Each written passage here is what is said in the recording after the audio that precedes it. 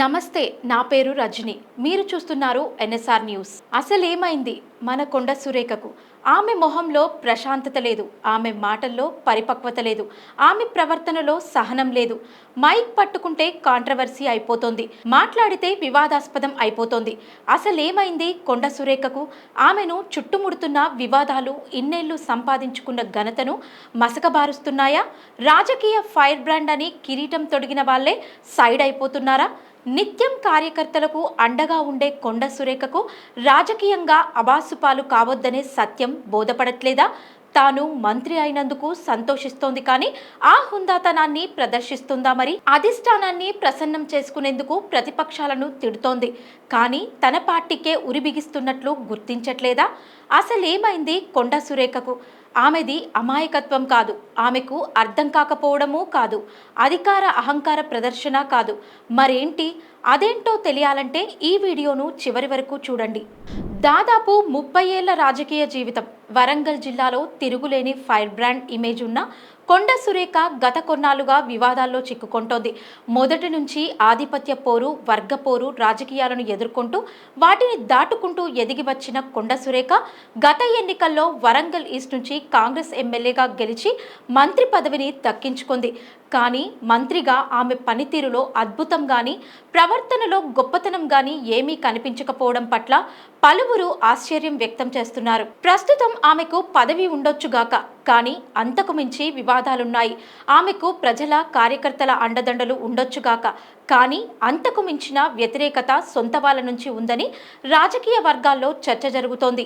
నిన్నటికి నిన్న మంత్రులు ఏదైనా ఫైల్ క్లియర్ చేయాలంటే డబ్బులు డిమాండ్ చేస్తారని బహిరంగ వేదికపై ప్రకటించి రాష్ట్రంలో ప్రజానికానికి, కాంగ్రెస్ ప్రభుత్వానికి షాక్ ఇవ్వడమే కాదు, ప్రతిపక్షాలకు మంచి రాజకీయ అస్త్రాన్ని అందించినంత పనిచేశారు. నేను ఒక ఫారెస్ట్ మినిస్టర్ గా ఉన్నాను కాబట్టి నా దగ్గరికి కొన్ని కంపెనీలవి క్లియరెన్స్ కోసం అని చెప్పి ఫైల్స్ వస్తూ ఉంటాయి. మామూలుగా మంత్రులు అట్లాంటి ఫైల్స్ వచ్చినప్పుడు డబ్బులు తీసుకొని క్లియరెన్స్లు ఇస్తూ ఉంటారు.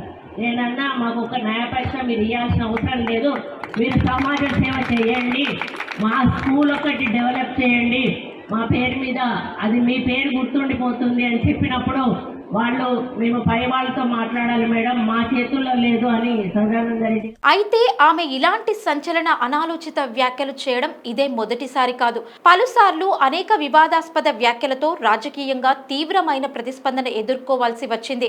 కొన్నాళ్ల క్రితం సినీ నటి సమంత, నాగచైతన్య దంపతుల విడాకులకు కేటీఆర్ కారణమని మీడియా ముందు మాట్లాడి పరువు తీసుకుంది. ఆ విషయంలో నాగార్జున కేటీఆర్ వేసిన పరువు నష్టం దావా కేసు ఇప్పటికీ ఎదుర్కొంటోంది. ఆ మధ్యన పరకాల ఎమ్మెల్యే రేవూరి ప్రకాష్ రెడ్డితో చేసిన ఫోన్ సంభాషణ కూడా సోషల్ మీడియాలో ఫుల్ వైరల్ అయింది.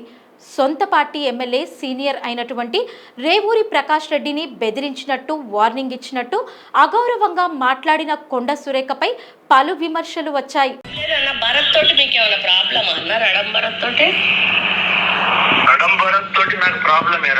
ఏం ప్రాబ్లం అన్నా? నేను పర్సనల్ గా మాట్లాడతాను, ఫోన్ లో పర్సనల్ గా కాదన్నా. ఇప్పుడు ఆయన మా ఆధ్వర్యంలో జాయిన్ అయ్యిండు, నేను ఒక మినిస్టర్ని. ఆయన యాటిట్యూడ్ అంటే ఇన్ని సంవత్సరాల నుంచి మాకు పనిచేస్తా ఉన్నాడు కదన్నా, లేని యాటిట్యూడ్ ఇప్పుడు కొత్తగా. ఆ ఇరు వర్గాల మధ్య రాజకీయ వైరం ఇంకా కొనసాగుతూనే ఉంది. పర్కాల నియోజకవర్గంలోని ధర్మారం జంక్షన్ లో ఏర్పాటు చేసిన ఫ్లెక్సీలో రేవూరి ఫోటో లేకపోవడం, ఆ తరువాత ఆ ఫ్లెక్సీ చినికి ఉండటం ఇరు వర్గాల అనుచరుల మధ్య ఘర్షణకు కారణమైంది. ఇరు వర్గాలు పోలీస్ స్టేషన్లో ఫిర్యాదు చేసుకున్నారు. విషయం తెలుసుకున్న కొండా సురేఖ హడావుడిగా ఆటోలో నేరుగా గీస్కొండ పోలీస్ స్టేషన్కి వెళ్లి హల్చల్ చేసింది. తన అనుచరులను పోలీస్ స్టేషన్కు తీసుకొచ్చినందుకు పోలీస్ అధికారులను నిలదీసింది. అయితే సిఐ సీట్లో కూర్చుని పోలీసులను ప్రశ్నించడంతో అది మరో వివాదమైంది. ఓసారి దుబ్బాక ఎమ్మెల్యే ఆహ్వానం మేరకు అక్కడ లబ్ధిదారులకు చెక్కుల పంపిణీ కోసం వెళ్లిన కొండా సురేఖ ఎమ్మెల్యేకు వత్తాసు పలుకుతూ ఆ నియోజకవర్గ ఇన్ఛార్జ్ను చిల్లర రాజకీయాలు చేయొద్దంటూ మాట్లాడి పలు విమర్శలు ఎదుర్కొంది. వేమ్లవాడ రాజేశ్వర స్వామి ఆలయానికి సంబంధించిన కోడెలను పెద్ద సంఖ్యలో తన అనుచరుడికి ఇప్పించారనే తీవ్రమైన అపవాదును మూటగట్టుకుంది. ఇక అప్పుడప్పుడు సోషల్ మీడియాలో వైరల్ అయిన కొన్ని వీడియోలు కూడా ఉన్నాయి. అందులో కొండా సురేఖ ఓ యువతితో బీరు బిర్యానీ అంటూ మందు పార్టీ గురించి మాట్లాడడం, ఎవరు ఎక్కువ డాన్స్ చేస్తే వాళ్లకు మందు ఎక్కువ ఇస్తానని చెప్పడం వంటివి బాగా వైరల్ అయిపోయి మంత్రి గారిని ఇరుకున పెట్టిన సందర్భాలున్నాయి.